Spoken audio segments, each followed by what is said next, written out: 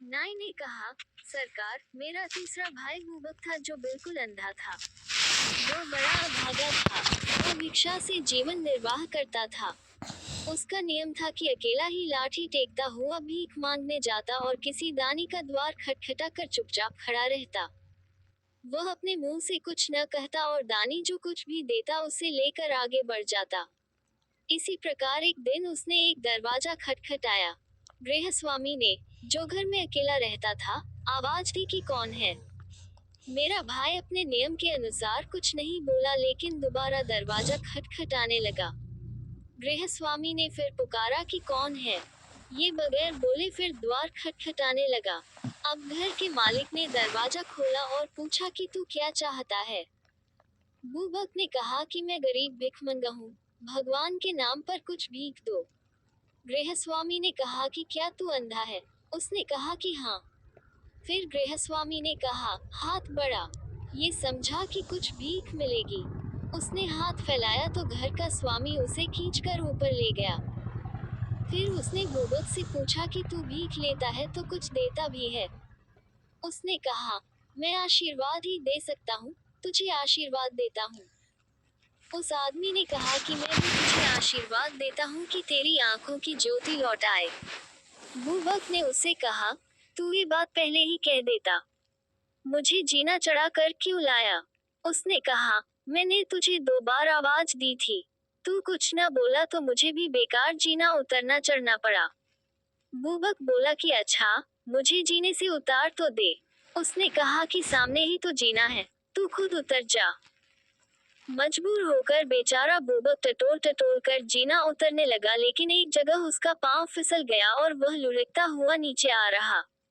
उसके सिर और पीठ में बड़ी चोट आई जिससे वह तिलमिला उठा। बेचारा बड़ी देर तक अपनी चोटों को सहलाता हुआ गृहस्वामी को गालियां देता और उसकी भर्त्सना करता रहा। फिर वह लाठी टेकता हुआ आगे भीख मांगने के लिए बढ़ गया। कुछ देर में उसे अपने 2 साथी अंधे भिखारी मिले। उन्होंने पूछा कि तुम्हें आज भिक्षा में क्या मिला। बुबक ने सारा वृतांत कहा कि किस तरह एक घर का निवासी उसे पकड़कर ऊपर ले गया और वहां जाकर उसके साथ कैसा निष्ठुर परिहास किया और उसे हाथ पकड़कर उतारा भी नहीं। उसने ये भी बताया कि जीना उतरते समय पांव फिसलने से उसे कैसा कष्ट हुआ। फिर मेरे भाई ने उनसे कहा कि आज मुझे कुछ नहीं मिला है लेकिन मेरे पास पहले के कुछ पैसे पड़े हैं, तुम जाकर उनसे कुछ भोजन सामग्री खरीद लाओ। जो मनुष्य बुबक को जीने से ऊपर चढ़ा ले गया था वह वास्तव में एक ठग था। वह चुपके से बुबक के पीछे आ रहा था। वे तीनों अंधे जब अपने निवास स्थान पर आए तो वह भी उनके पीछे पीछे चलकर उनके घर में आ घुसा। मेरे भाई ने फिर अपनी जेब से कुछ पैसे निकाल कर एक अन्य अंधे से कहा कि बाजार से कुछ खाने को ले आओ लेकिन पहले हम लोग अपना हिसाब किताब साफ कर लें। तुम लोग देखभाल कर दरवाजा अच्छी तरह बंद कर लो कि कोई बाहरी आदमी न देखे। ठग उनका व्यापार देखना चाहता था इसलिए वह छुपने के लिए छत में बंधी हुई एक रस्सी पकड़कर ऊंचा लटक रहा। अंधों ने अपनी लाठियों से सारे घर को टटोला और फिर दरवाजा बंद कर लिया। ठग ऊंचा लटका था इसलिए लाठियों की टटोल से बच गया। अब मेरे भाई ने कहा कि तुम लोगों ने मुझे ईमानदार समझकर अपने से रुपए मेरे पास रखे थे उन्हें वापस ले लो, अब मैं उन्हें अपने पास नहीं रखूंगा। ये कहकर वह अपनी एक पुरानी गुदड़ी उठा लाया जिसके अंदर 42,000 चांदी के सिक्के सिले थे। उसके साथियों ने कहा कि इन्हें अपने पास ही रहने दो, हम न इन्हें लेंगे न गिनेंगे क्योंकि तुम पर हमें पूरा विश्वास है। बुबक ने टटोल टटोल कर गुदड़ी की माल का अंदाजा लगाया और फिर गुदड़ी को यथास्थान रखाया। फिर बुबक ने जेब से पैसे निकालकर खाना लाने के लिए कहा। एक अंधे ने कहा, तुम पैसे रखो, बाजार से कुछ लाने की जरूरत नहीं है। मुझे आज एक अमीर आदमी के घर से बहुत सा खाना मिला है। कुछ तो मैंने खा लिया है लेकिन अब भी बहुत कुछ बचा हुआ है। ये कहकर उसने अपनी झोली से बहुत सी रोटियां और पनीर तथा फल मेवे निकाले। तीनों अंधे भोजन करने लगे। ठग भी अपने को रोक न सका और मेरे भाई के दाहिनी तरफ बैठकर यह सुस्वादु वस्तुएं खाने लगा। ठग ने अपने को छुपाने का पूरा प्रयत्न किया था किंतु उसके मुंह से खाना चबाने की ध्वनि सुनकर बुबक चौंका। उसने मन में सोचा कि महाविपत्ति आ गई। यहाँ कोई अन्य व्यक्ति है जो हमारे साथ खाना भी खा रहा है और जिसने गुदड़ी का भेद जान लिया है। उसने एकदम से ठग का हाथ पकड़ लिया और चोर चोर चिल्लाता हुआ उसे घूंसे मारने लगा। अन्य दोनों अंधों ने भी ठग को चिल्ला चिल्ला कर मारना शुरू कर दिया। चोर भी जहां तक उससे हो सका उन अंधों की मार से बचता हुआ उन्हें मारने लगा। वह भी चिल्लाने लगा कि मुझे बचाओ, चोर मुझे मारे डालते हैं। आसपास के लोग चीख पुकार सुनकर दरवाजा तोड़कर अंदर घुस आए और पूछने लगे कि क्या बात है। मेरे भाई ने कहा कि मैं जिसे पकड़े हुए हूँ वह चोर है। ये हमारी भीख से बचाए हुए रुपए चुराने आया है।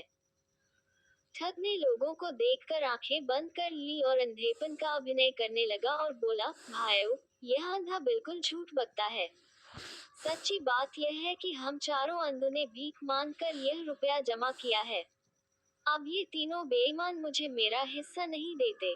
यह मुझे चोर बना रहे हैं और मुझे मार रहे हैं। भगवान के लिए मेरा न्याय करो और मुझे इनसे बचाओ।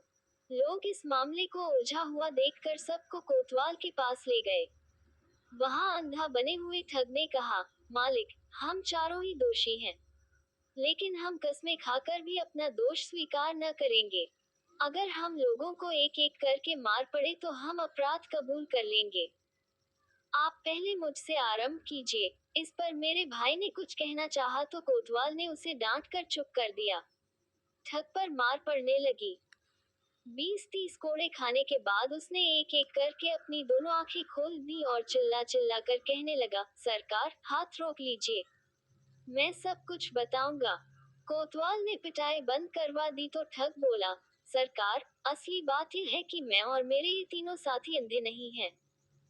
हम अंधे बने हुए हैं और भीख मांगने के बहाने लोगों के घरों में घुस जाते हैं और मौका देखकर चोरी कर लेते हैं।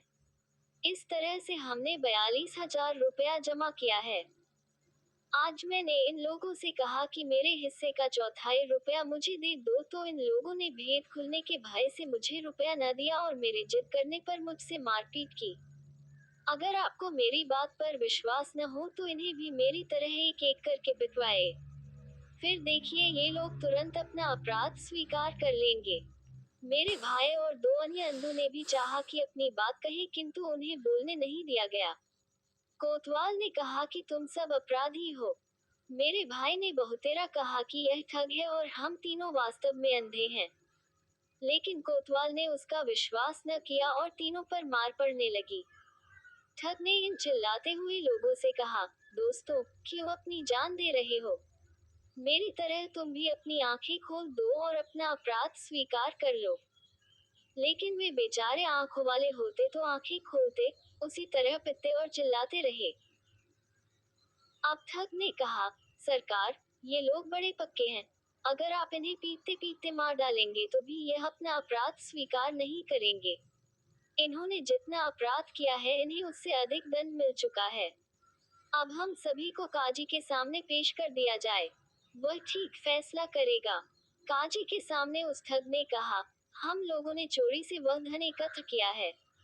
आज्ञा हो तो मैं उस राशि को आपके सामने पेश करूं। काजी ने अपना एक सेवक उसके साथ कर दिया। ठग उसके साथ जाकर मेरे भाई की गुदड़ी उठा लाया।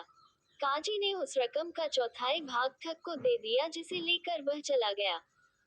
शेष रकम उसने अपने पास रख ली और बाकी 3 लोगों को और पिटवाया और देश निकाला दे दिया। ये कहकर नाई ने खलीफा से कहा कि मुझे मालूम हुआ तो मैं ढूंढ कर बुबक को गुप्त रूप से अपने घर लाया और कई गवाह लेकर काजी के सामने उसको निर्दोष सिद्ध किया। काजी ने ठग को बुलाकर उसका रुपया छीन कर उसे दंड दिया किंतु रकम इन लोगों को न दी। खलीफा ये सुनकर बहुत हंसा। फिर नाई ने चौथे भाई की कहानी शुरू कर दी।